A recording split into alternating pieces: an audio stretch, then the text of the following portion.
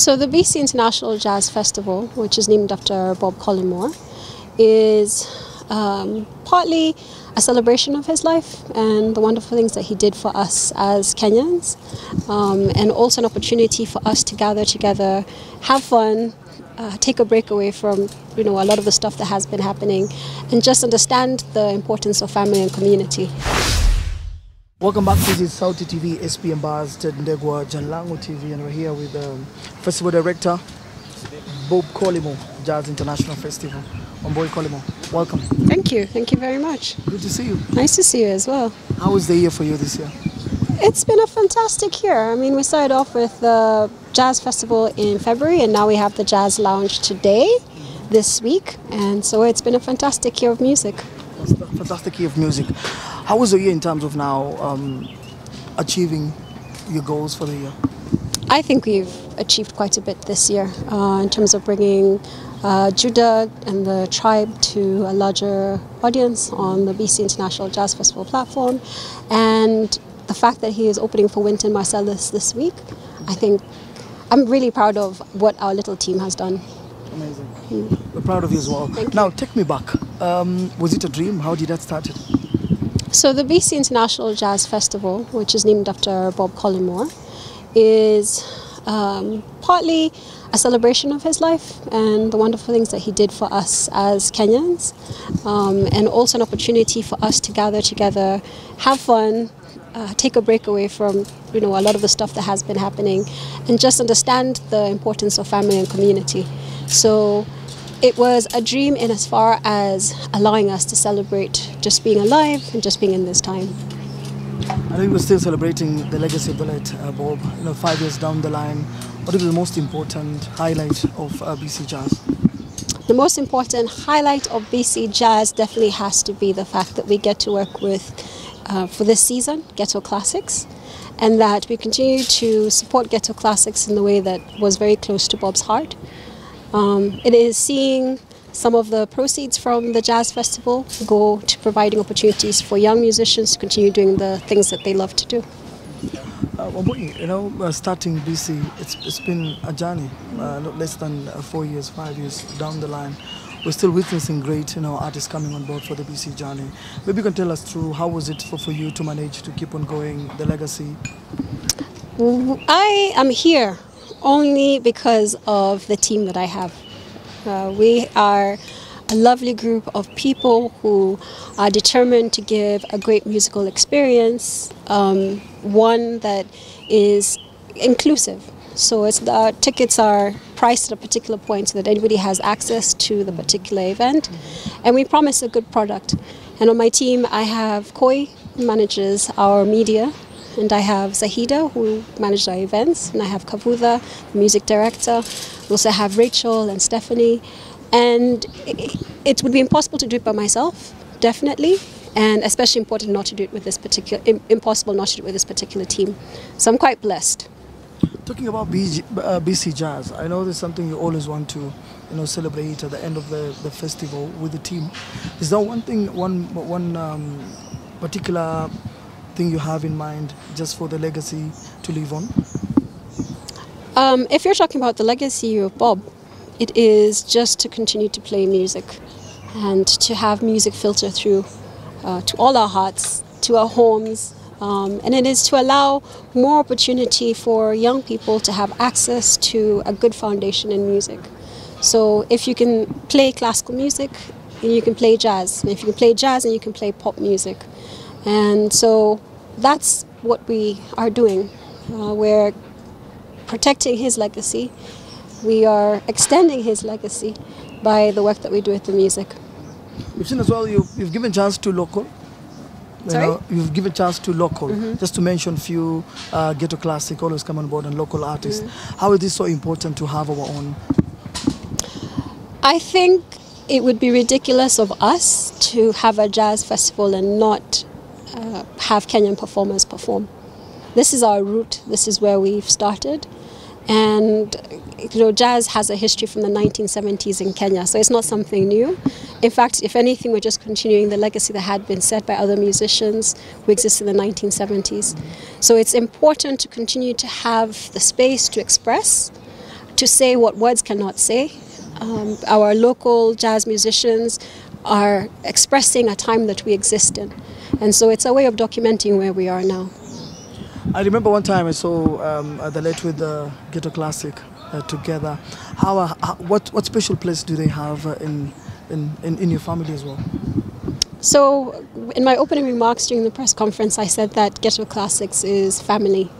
And in so many ways it is. I remember a particular story. I think it was about Simon. Bob got a message from Liz. And Liz was saying, maybe you can talk to Simon because he was going through a rough time. And Bob invited Simon to his office and had a lengthy conversation about Simon's behavior and hopefully changed the trajectory that Simon's life was headed in. Bob was very fond of a number of Ghetto Classic players. He saw them as his children. There was Celine as well. So Ghetto Classics is family. But I can also say that being a musician himself, musicians are a family to Bob. And over weekends, one of my fond memories is having musicians come home, and they'd play music. We had Jacob Haseo come over, we had Aaron Rimbui, and our house was always filled with music. So anyone who could play music and who had a deep passion for music was like family to Bob. I know there's so many memories of the late with you. I remember the first time I saw you guys at Carnival for the jazz. You watching. Successful shows, BC coming a successful show. What memories does it give you back? Do you have some memories? It's great maybe for you. You remember the time with the late? I think my most fond memory is tied to the jazz lounges that we have coming up. We have Wynton Marsalis here, but a fond memory is of Branford Marsalis' visit and Bob being very happy that the festival had been able to bring a musician like Branford Marsalis into Kenya. And I think, in a sense, what Bob had done is show that Kenya is a venue for jazz and that it can become an important landmark. My dream, for example, is to have it on the map. So if you say you're going to do a jazz calendar, then you must go to Joy of Jazz in South Africa, but you must also come to BC Jazz in Nairobi. And maybe there is another jazz festival in Nigeria or Senegal. So you can spend a whole calendar year going across the continent and listening to great music from the continent. Talking about BC Jazz, I remember you mentioned to us we'll have a couple of jazz, but it was a break from February the last up to now.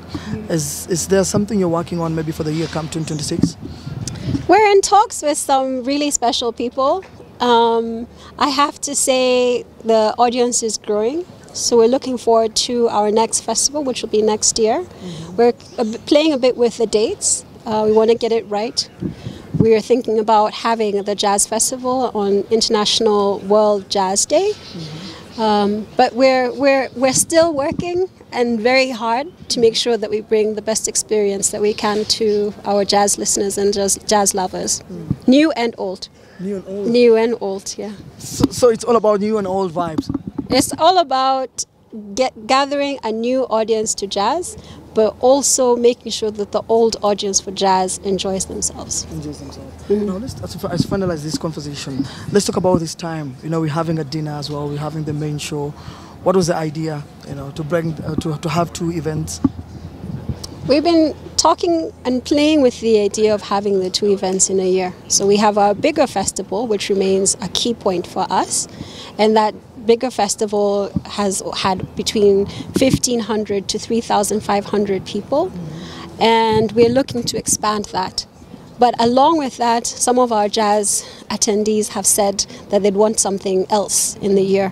And so we thought to do the BC International Jazz Lounge, which is a dinner and a sit-down dinner at that, which gives a more intimate experience. And in this particular case, Wynton is fantastic for our first attempt at having the Jazz Lounge. Yeah. Maybe to the listeners, to the viewers, you can tell them ahead of events in the next few. Sorry? Maybe to our viewers, you can tell them a word ahead of the event coming up on 1st and 2nd. Okay. I would like to say, and I hope they will feel very welcome.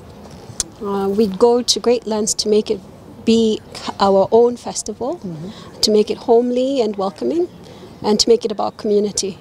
We're very, very concerned about how the sound is, because a large part of jazz music is the sound. and we'll begin on time because, as Bob would have wanted, everything must begin on time. So for us, it's a little game that we play in some ways, that everything must start on time and finish on time. Onward to your family and supporters. To our family and supporters, I would say thank you very much for coming. We are in our third year now, and we wouldn't be where we are if it weren't for our family and supporters. And continue buying jazz tickets and continue bringing more people, and that's how we keep this thing growing. Thank you so much for your time. Thank you.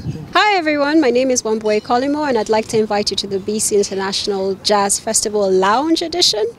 I'm very excited about what we have planned. We have Wynton Marsalis coming, and actually he's already here, and the Jazz at the Lincoln Center Orchestra, and we have Kaima Mweti and Judah and the Tribe, and it will be a fantastic evening. So buy your tickets on time, 1st of October and 2nd of October. 1st of October is the dinner, 2nd of October is the fan show, and I look forward to welcoming you.